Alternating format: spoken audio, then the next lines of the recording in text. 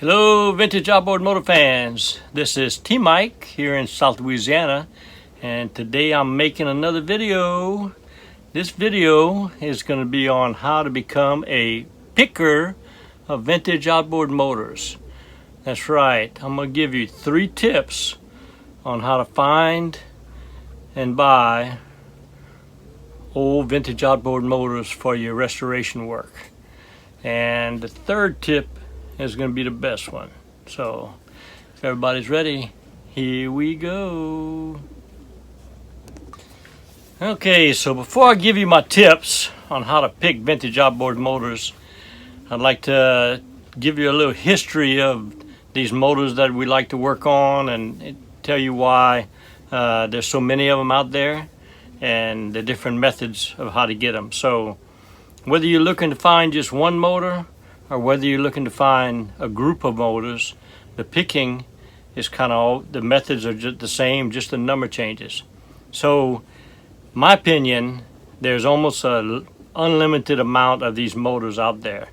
And the motors I'm talking about are the 1940s, 50s, and 60s, and 70s vintage outboard motors. I like the Johnson & Evinrudes, the OMCs. A lot of people are Mercury guys out there.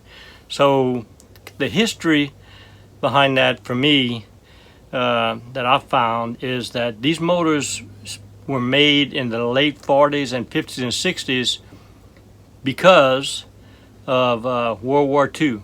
So during World War II, the American soldier and military complex created such an enormous wealth of manufacturing and producing ships, tanks, jeeps, airplanes. The industrial machine was built up and saved the world, basically. And thank all you out there, veterans out there, for your service, all right? So the American soldier did it with the backing of the Industrial Revolution that occurred in that time. So when the World War II ended, all this manufacturing of planes and tanks and jeeps had to switch gears and pivot to making other things. And what they started making were automobiles, boats, and outboard motors. If you notice, the number of motors out there in the late 40s and 50s and 60s is they made millions of them. The war ended in the late 40s, so they shifted and started making all these.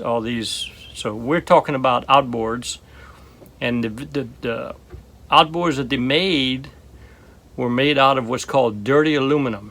All right, so it's an aluminum alloy that does not rust. Okay, it's aluminum, doesn't rust. So all these motors that were made are now sitting in garages and out in the fields and in barns, out in the weather, and they're not rusting. So they're able to be refurbed. So that's why there's so many motors out there, and they're in abundance. It's just a matter of finding them. So here we go. I'm gonna give you the 3 ways, the 3 tips that I use to find the motors. Okay, so the first tip is gonna be to search online. All right, almost everybody's on the internet now. I know you don't like some of these sites I'm gonna mention, but you can use them. The first one that I use the most is Craigslist. So you get on Craigslist and you just search. You just go to boats or boat parts and list them all that are listed in your area. You can do about 100-mile or 200-mile radius and look for the old engines you want. They're out there. People don't know what to do with them. They have estate sales. Their parents or grandparents passed away and they're looking to get rid of it. You can make a great deal. Now I'm going to tell you right now, the price that I pay for these motors is $100 a motor if all the parts are there. That's pretty much the going rate in the country. I've picked motors all over. We're going to talk about my picking in a little while, but so I would offer $100 for these motors. They might be asking $200, $300, but you know, the $100 is my price that I give. Okay, so searching Craigslist is one way. Another way is searching Facebook. All right, Facebook has a section of it called Marketplace, and on people will list their old vintage motors on Facebook Marketplace. Okay, so that's tip number 1. All right, tip number 2 is going to be for you to make a posting on Craigslist.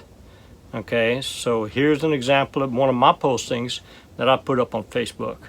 I normally look for 20 or 30 motors at a time to do my eBay and then my restoration work. That's what I like to pick, 20 or 30 at a time, so that's what my posting says. All right, you can also make the same posting on Marketplace, Facebook Marketplace. All right, there's a lot of people that are on there, and you might get somebody to contact you. They have an old motor for sale. Okay, so here's the best tip of all, the one that I like. Tip number 3, all right, and that's estate sales. Okay, so you could, people pass away and they sell their estate and they have an estate sale open to the public. You can go there and look at all the stuff. They may have a collection of outboard motors, and they may have one motor there. So with the niche that I found is that I went to a few of these garage sales and estate sales, and there's people there that are pickers, and they buy the whole lot. All right, they'll just buy everything, and then they start parceling out everything. So I introduce myself to these pickers and tell them that if you pick motors out there, vintage outboard motors, I'll give you $100 a motor. So they pick them for less than that, and they contact me, and I give them $100. So I actually am a picker, and I have pickers that pick for me at these estate sales. I don't have to go anymore. They have my contact information, and they call me back. All right, so that's tip number 3. So those are my 3 tips for picking motors, and now I'm going to show you some of my picks that I've done. A recent pick I did about a month ago now. I went up to North Georgia, 12-hour drive from me here in South Louisiana, and met a great father and his 2 sons who have a nice place up on the Tennessee River, and they pick motors in that area, and I picked up 20 motors for $100 a piece, $2,000, loaded them into my 18-foot trailer on my Jeep, and brought them back to South Louisiana. So there's some good restore motors in there, and there's some good eBay motors in there. Here's a film clip of them and what I found. Here's my trailer full of 20 vintage outboards that I picked from a nice fella up in North Georgia. I drove 12 hours to get these motors. He had 20 of them. I gave him $100 a piece. Some of them are for eBay, and some of them are for restoring. There's a restorer right there, a Johnson. Here's a bunch of parts. I sell these parts on eBay. There's an Evinrude. There's another 7.5 Johnson for restoring.